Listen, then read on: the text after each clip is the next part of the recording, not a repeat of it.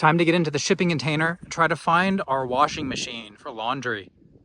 We want to hook that up to a hose to try to flush it out, maybe clean it with some bleach before we finally hook it up.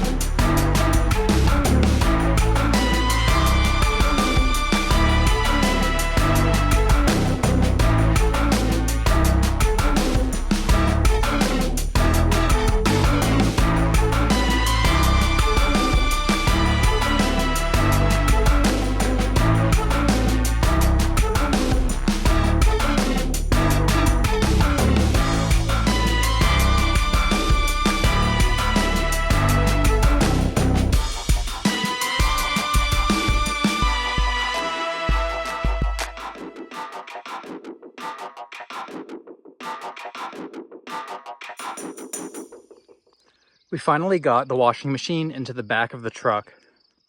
Now, we ran an extension cord and a hose to try to temporarily power this up, but I have my socket set here. I need to get these locks out of the back that hold the drum in place for moving. I just remembered they were there, and I'm glad I remembered before we actually turned on the machine. Now that the locks have been removed, we're ready to fire up this machine and try to get it clean. After sitting in storage for a year, there's a good chance that there's some sort of mold or algae in there. Who knows what can survive the sort of conditions in the shipping container with the wild temperature swings and things like that. Thankfully, there hasn't been any light in there, so hopefully there's no plant life, but there could still be other things in there.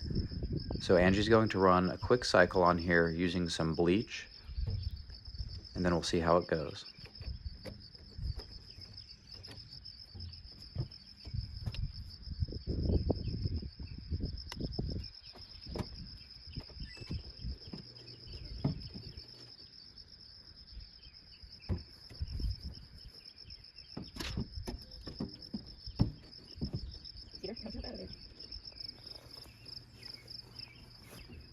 Say hello, city boy.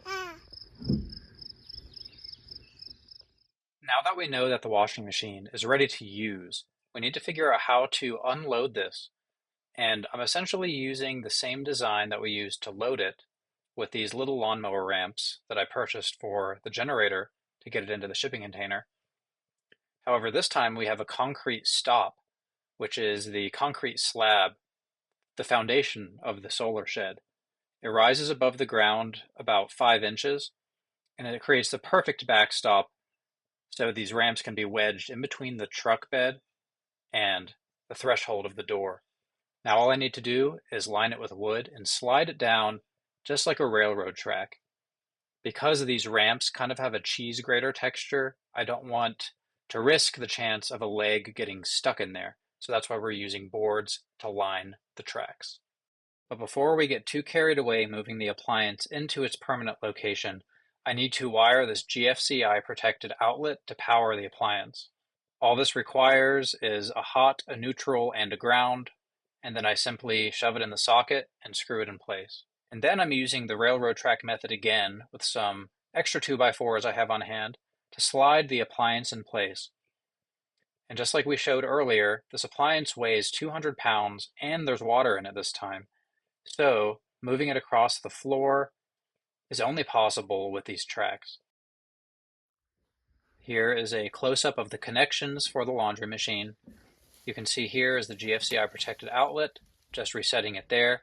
I have the cold water line attached, releasing the water flow now, and then there's the drain line going down into the wall.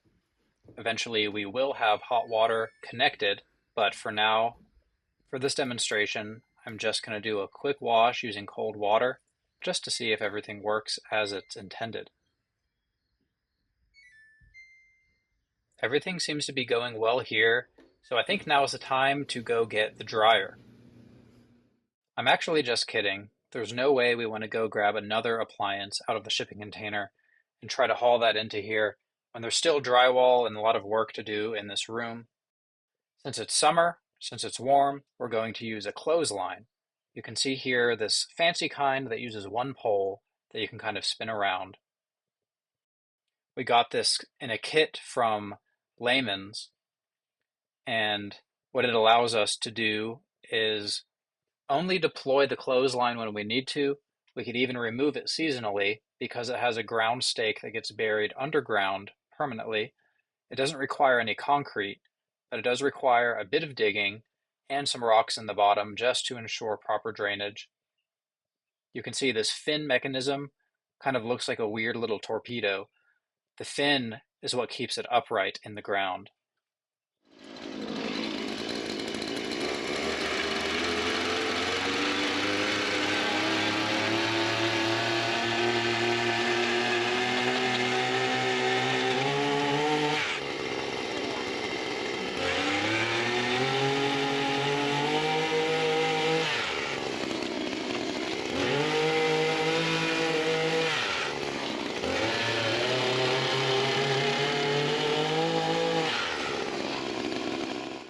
Using this 8-inch auger from Harbor Freight, I must have hit some sort of rock because I'm not able to get any deeper than about 6 inches from the top of the ground. So now it's time to get out the shovels. Julia is helping me dig this hole. That's one of Angie's sisters. She's visiting us here on the Homestead. She does have an Instagram account, so go check her out on Stone, Stick, and Feather. And I'll try to leave a link to her profile down in the description of this video. It seems like we're at a suitable depth. The instructions say that we need this PVC pipe pretty much even with the ground level. The metal pipe that sits inside of the PVC is actually the main ground stake that supports the clothesline, but the PVC acts as a sleeve with that fin attached to it, and that'll be permanently installed below grade. So if we wanted to pull this pipe out of the ground, the sleeve would remain, the metal pipe would come out, and then I could mow right over that area if for some reason we needed to mow the grass. But what I'm going to do here is raise this up probably another 1.5 feet by sliding the metal pipe out of the PVC sleeve. After adjusting the height using the lock lever at the bottom, it's time to hang our first load of laundry, which is Cedar's cloth diapers. In order to be more sustainable, we've been using cloth diapers since Cedar was born, with the occasional exception when we're on a vacation and we don't have access to a laundry machine. But anyway, that pretty much concludes this video. This is how we do our laundry off-grid, at least for the foreseeable future, until we have the laundry room finished and can install the dryer. So if you want to see more stuff like this, where we try to adapt to our off-grid life, whether it's gardening, construction, or things like that, please go ahead and subscribe to our channel. We'll see you next time here on Kind Heart Homestead.